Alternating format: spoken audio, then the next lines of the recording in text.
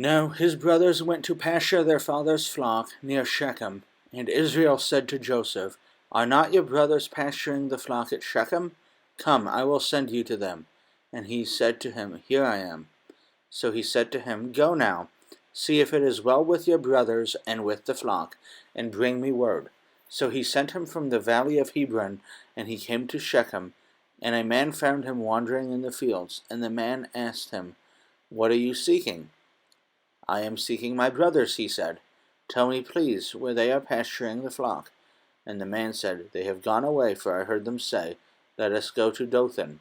So Joseph went after his brothers and found them at Dothan. They saw him from afar, and before he came near to them, they conspired against him to kill him. They said to one another, Here comes this dreamer. Come now, let us kill him and throw him into one of the pits. Then we will say a fierce animal has devoured him, and we will see what become of his dreams.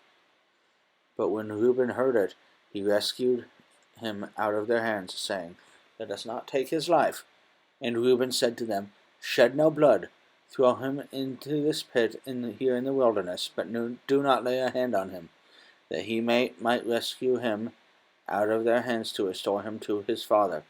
So when Joseph came to his brothers, they stripped him of his robe, the robe of many colors that he wore, and they took him, threw him into the pit. The pit was empty, there was no water in it.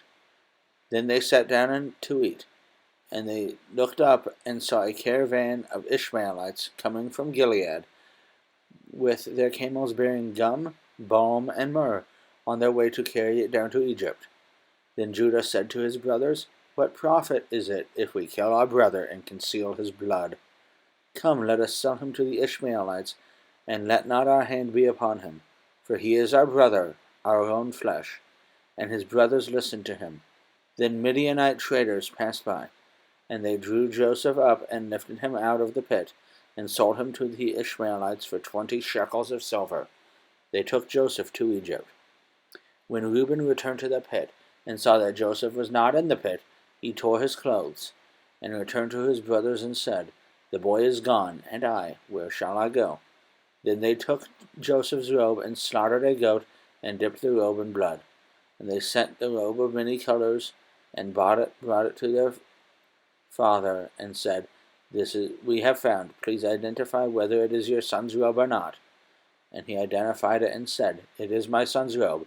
A fierce animal has devoured him. Joseph is without doubt torn to pieces. Then Jacob tore his garments and put sackcloth on his loins and mourned his son for many days.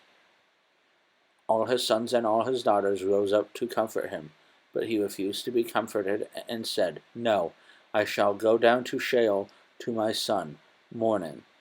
Thus his father wept for him. Meanwhile, the Midianites had sold him in Egypt to Potiphar, an officer of Pharaoh, the captain of the guard.